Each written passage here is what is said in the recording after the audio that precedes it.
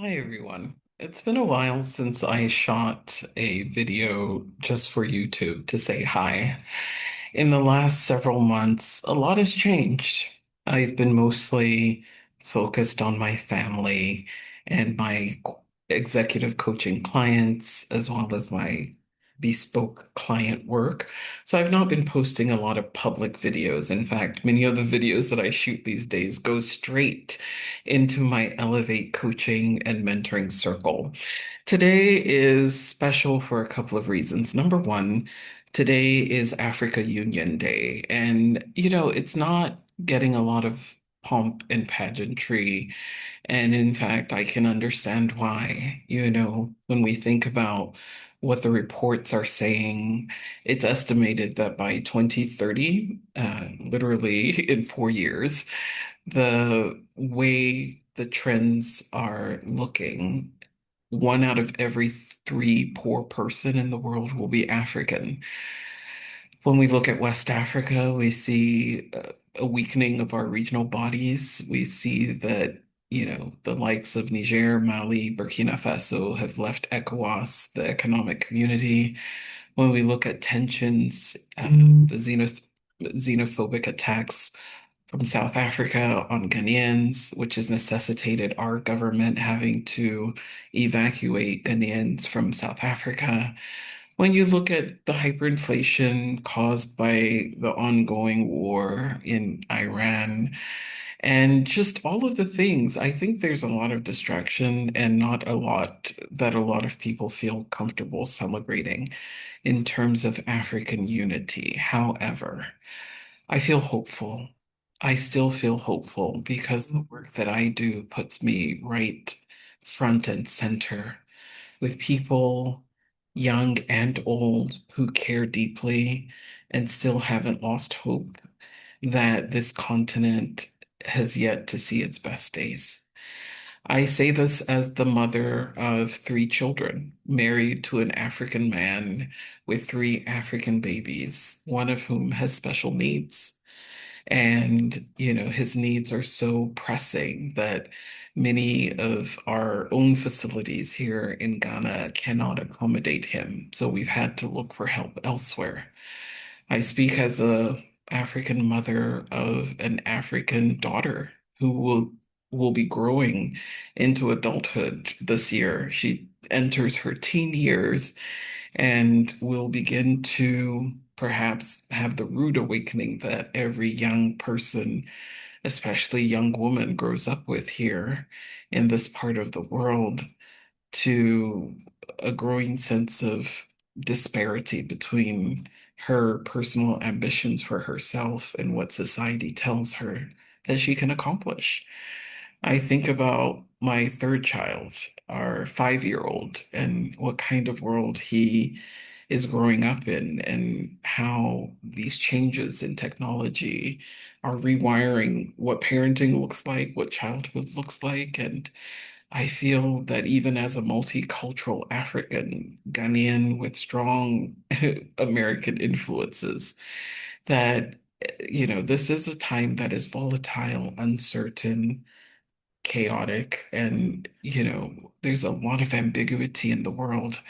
But I think that I still feel hopeful in this continent because I see that in spite of all of the things that don't seem to be working great, when we fixate on the things that do and do our best with what we have to let our light shine in the corner where we find ourselves, that's what makes Africa better.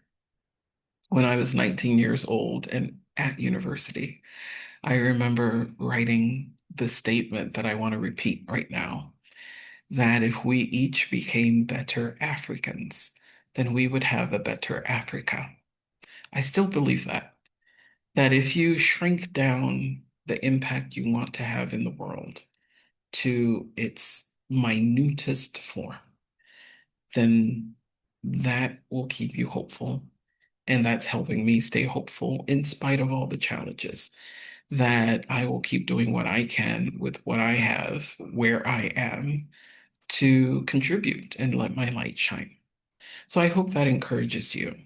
And I hope that on this Africa Union Day, everyone who is in any leadership position will care deeply enough, not just about their personal interest, but about how we can forward the collective interest.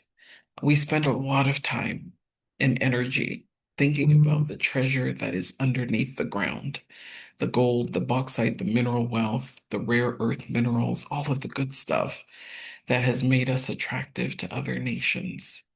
But I think it's high time on this Africa Union Day that we start thinking about the treasures that walk on top of the ground, Africa's people.